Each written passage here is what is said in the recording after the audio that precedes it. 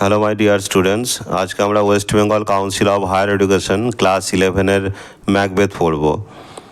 ম্যাকবেথটি পড়ার আগে তোমরা অবশ্যই বইটা কাছে রাখবে এবং তোমরা লাইনগুলো ফলো আপ করবে। আমি তোমাদের প্রত্যেকটা লাইন ওয়াইজ বাংলা মানে বুঝিয়ে দেবো। দেখো, টেক্সটটা শুরু করা যাক। When Duncan was the king of Scotland, যখন ডানকান ছিল স্কটল্যান্ডের রাজা, there lived a brave general, তখন এক সাহসী সেনাপতি বাস করত, who looked up with high esteem throughout Scotland. Scotland রাজ্য জুড়ে গোটা রাজ্যের লোক তাকে সম্মান দিত, তাকে সম্মান জানাতো। হাই এস্টিম মানে হচ্ছে উচ্চ মর্যাদায় সম্মান। এস্টিম কথাটা মানে হলো অনার বা রেসপেক্ট বা ভ্যালু বা হোমেজ। যে সম্মান ম্যাকবেথ পেতেন সারা রাজ্য জুড়ে, স্কটল্যান্ড রাজ্য জুড়ে, for his great valour. Valour কথাটা মানে হলো কারেজ, তার মহান কারেজ এবং স্কিলস মানে হচ্ছে দক্ষতা। কোথায় না তো ইন ওয়ার্স বা ওয়ার ফিল্ডে তার যে দক্ষতা এবং যে বীরত্ব বা সাহস, সেই সাহসের জন্য গোটা স্কটল্যান্ড রাজ্য জুড়ে ম্যাকবেথকে সবাই সম্মান দিত। যখন স্কটল্যান্ডের রাজা ছিল ডানকান। ডানকান তো ভালো রাজা ছিলই, তো তার সাথে সাথে স্কটল্যান্ডের ভালো এক সেনাপতিও ছিল Macbeth. He was also a close relative of the old king. তো একদিকে ম্যাকবেথ রাজার তো সেনাপতি হিসাবে কাজ করতেন, অন্যদিকে ম্যাকবেথ রাজার নিকট আত্মীয় ছিলেন। তো ক্লোজ রিলেটিভ কথাটা মানে হলো নিকট আত্মীয়। হি ওয়াজ ম্যাকবেথ, তার নাম ছিল ম্যাকবেথ। তাহলে ম্যাকবেথের পরিচয়টা প্রথমে দেওয়া হলো যে ম্যাকবেথ একদিকে রাজার সেনাপতি হিসাবে কাজ করতেন, অন্যদিকে ম্যাকবেথ ছিলেন রাজার নিকট আত্মীয়। দ্য থেন অফ গ্লেমিস, তাহলে তিনি ছিলেন he was Macbeth the thane of Glamis, তিনি ছিলেন গ্লেমিসের জমিদার। অফ লেট মানে বর্তমানে। আচ্ছা, এখানে তোমাদের বলে দিই, থেন কথাটা মানে হচ্ছে জমিদার।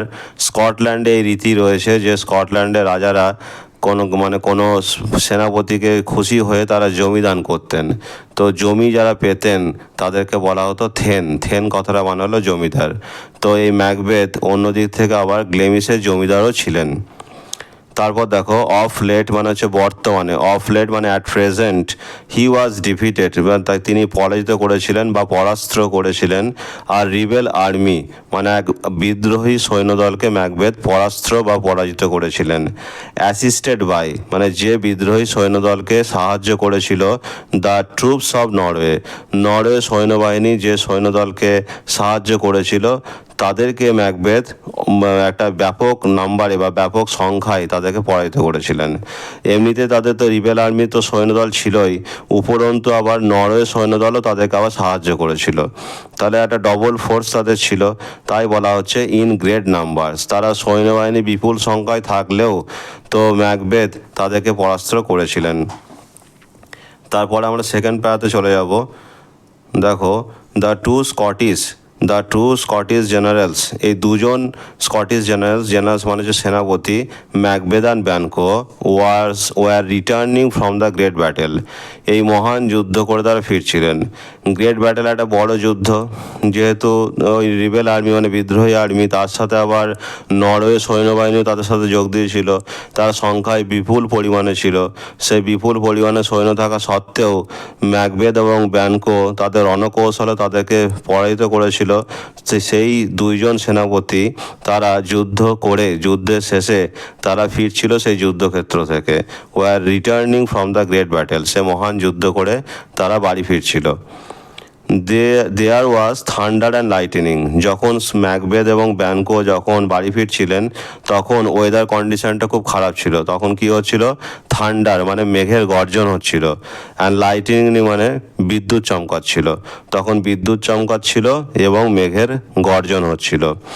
On the way they were stopped, তো রাস্তায় তাদেরকে থামিয়ে দিয়েছিল কারা? By the strange appearance of three figures. তো এখানে দেখো, দে ওয়ার স্টপড মানে তারা নিজেরা থামেনি, তাদেরকে থামিয়ে দেওয়া হয়েছিল। এটা প্যাসিভ ভয়েসে আছে, ঠিক আছে? তাহলে এখানে তাদেরকে থামিয়ে দেওয়া, কারা তাদেরকে থামিয়েছিল? Strange appearance of three figures মানে তিনটি অদ্ভুত আকারের ছায়ামূর্তি তাদেরকে থামিয়ে দিয়েছিল। দ্যাট লুকড লাইক ওম্যান, যাদেরকে দেখতে লাগছিল মহিলাদের মতো। Except that they had beards, কিন্তু মহিলা হওয়া সত্ত্বেও তাদের দাড়ি ছিল। দে হ্যাড বিয়ার্ডস মানে দাড়ি। অ্যান্ড দেয়ার উইদার্ড স্কিন, এবং তাদের চামড়াগুলি ছিল জড়জড়। কুঞ্চিত চামড়া তাদের ছিল। ওয়াইল্ড ড্রেসেস, তারা বন্য প্রকৃতির তারা ড্রেস পরেছিল। তো তাদের এই তারা দাড়ি, তারপর হচ্ছে কুঞ্চিত চামড়া এবং তাদের যে বন্যভাবে যে পোশাক তারা পরেছিল, এগুলোতে made them look like আনআর্থলি creatures, তাদেরকে দেখতে লাগছিল অপার্থিব প্রাণীর মতো, পৃথিবীর কোনো প্রাণীর মতো তাদের দেখতে লাগছিল না। সেই কারণে তাদের বলা হচ্ছে unearthly creatures. They were dancing, তারা নাচ করছিল। দে ওয়ার সিঙ্গিং, তারা গান গাইছিল। তারা সাইমultaneously যখন তারা গান করছিল তারা নাচও করছিল। এবার যে গানটা গাইছিল নাচ করতে করতে, সেই গানটা দেখো নিচে বলা হয়েছে যে fair is foul and foul is fair. তার মানে কি, ফেয়ার কথাটা মানে হচ্ছে ভালো, ভালোই হলো খারাপ, বা প্রত্যেকটা সুন্দর জিনিসের মধ্যে খারাপ জিনিস আছে। অ্যান্ড ফাউল ইজ ফেয়ার, এবং প্রত্যেকটা খারাপের মধ্যে আবার ভালো আছে। এর একটা ইনার মিনিং আছে। তার মানে বলতে চাইছে যে আমরা যেগুলোকে সুন্দর বলে মনে করি, সেই সুন্দর কিন্তু সবটাই সুন্দর নয়, তার মধ্যে কিন্তু খারাপও থাকতে পারে। আবার ফাউল ইজ ফেয়ার, বা প্রত্যেকটা যেগুলো আমরা খারাপ বলে আমরা সেগুলোকে ফেলে দিই বা ছেড়ে দিই, সেই খারাপের মধ্যেও কিন্তু ভালো জিনিস থাকতে পারে। তো এই কথাটা বলার পরে তারা বলছে hover through fog and the filthy air, বলছে উড়ে চল সেই কুয়াশা এবং দূষিত বাতাসের মধ্যে। যেহেতু তারা একটা অপার্থিব ক্রিয়েচার, তারা নোংরা জায়গার মধ্যেই থাকে, ঠিক আছে, তারা দূষিত জায়গাতেই থাকে এবং তারা কুয়াশার মধ্যেই থাকে। তাই বলছে আমরা উড়ে যাব, ফ্লাই থ্রু, বা যে উড়ে চল, ফগ মানে কুয়াশা আর দূষিত বাতাসের মধ্যে দিয়ে উড়ে চল। তাহলে দেখো ফেয়ার আর এয়ার, এখানে একটা ছন্দ রয়েছে, এই ছন্দ মিলিয়ে তারা গানটি গাইছিল। তাহলে হোভার কথাটা মানে হচ্ছে ফ্লাই, উড়ে যাওয়া, আর ফিল্দি কথাটা মানে হচ্ছে পলিউটেড এয়ার। ফিল্দি এয়ার মানে polluted air. As they saw the two generals, as they saw বলতে যখন, এই দে বলতে ব্যানকো আর ম্যাকবেথ, যখন ব্যানকো আর ম্যাকবেথ দুই জেনারেলসকে, দে বলতে এখানে ওই ইয়েদেরকে বলা হচ্ছে, মানে ডাইনিদেরকে বলা হচ্ছে, তিনটি যে অপার্থিব ক্রিয়েচার্স যাদেরকে আমরা স্ট্রেঞ্জ ফিগার্স বলা হচ্ছে এখানে, সেই তিনটি ছায়ামূর্তি যখন তারা এই টু জেনারেলসকে দেখলো, দুই সেনাপতিকে যখন দেখলো, মানে ব্যানকো এবং ম্যাকবেথকে যখন দেখলো, দ্য ফার্স্ট উইচ স্যালিউটেড ম্যাকবেথ, প্রথম উইচটা ছিল যে তিনটি উইচ ছিল এখানে, যে প্রথম উইচ মানে প্রথম ডাইনিটি স্যালিউটেড ম্যাকবেথকে স্যালিউট করলো কি বলে, with the thane of Glamis, সে ম্যাকবেথকে থেন অফ গ্লেমিস মানে গ্লেমিসের জমিদার বলে তাকে সম্মান দিল। তারপরে দেখো the general was scarcely started to find himself unknown by such creatures.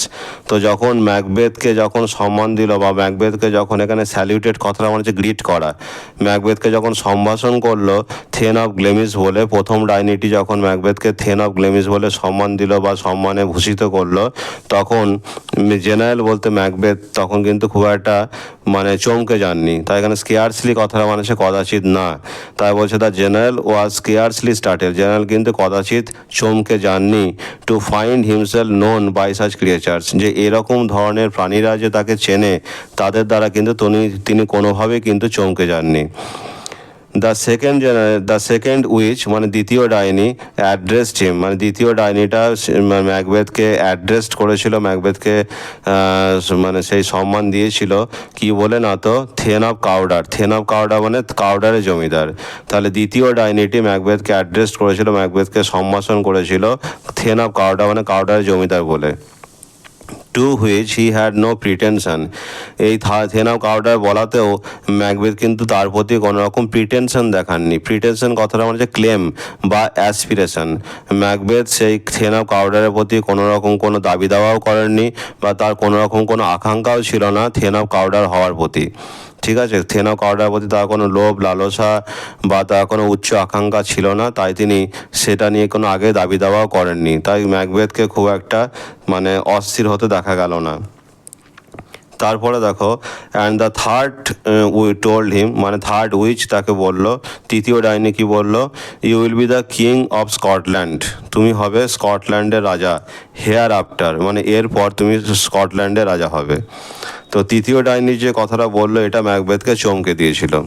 বলছে such a prophetic greeting might well amaze him, for he knew that as long as the king's sons survived, হ্যাঁ, তো কি বলছে such a prophetic, মানে এরকম একটা prophetic, মানে এরকম ভবিষ্যৎবাণীমূলক, প্রফেসি হচ্ছে ভবিষ্যৎবাণী করা, এটা প্রফেটিক, এটা অ্যাডজেক্টিভ ফর্মে রয়েছে, মানে ভবিষ্যৎবাণী সংক্রান্ত যে গ্রিটিংগুলো যে তিনটি ডাইনি করলো সেগুলো মাইট ওয়েল অ্যামেজ, সেগুলো হয়তো ম্যাকবেথকে অবাক করেছিল।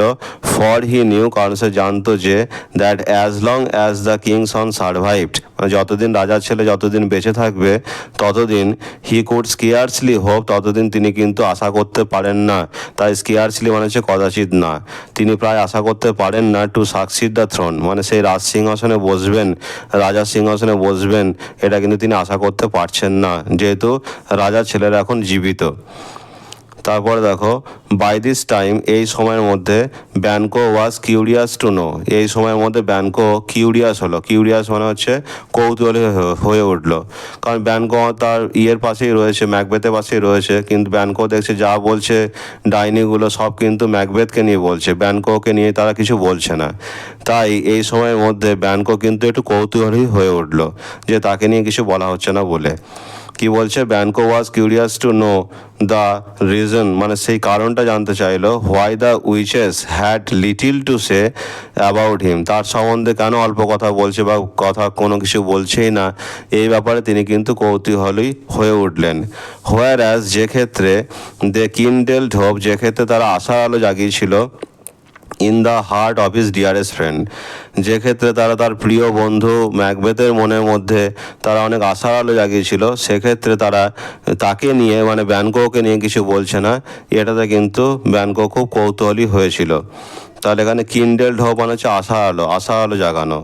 So the witches turn towards Banquo, তাই তারা উইচেসরা কী করলো, উইচেসরা ঘুরে গেল ব্যানকোর দিকে। সো দ্য উইচেস মানে হচ্ছে সেই ডাইনিরা টার্ন টুয়ার্ডস ব্যানকো, ব্যানকোর দিকে ঘুরে গেল। যেহেতু ব্যানকো খুব কৌতূহলী হয়েছিল জানবার জন্য, তাই উইচেসরা কিন্তু তারা কিন্তু দেখলেই বুঝতে পারে মানুষের মনের মধ্যে কি চলছে। ব্যানকোকে কিছু কিন্তু বলতে হয়নি, হ্যাঁ, ব্যানকোকে কিছু বলতে হয়নি, ব্যানকোর মুখ দেখেই তারা উইচেসরা কিন্তু তার দিকে ঘুরে গেল। So the witches turn towards Banquo, তাই উইচেসরা ব্যানকোর দিকে ঘুরে গেল। অ্যান্ড টোল্ড হিম, এবং তাকে বলল, ইন সাম হোয়াট রিডলিং টার্মস, মানে তারা কিছু হেঁয়ালি সুরে বলল।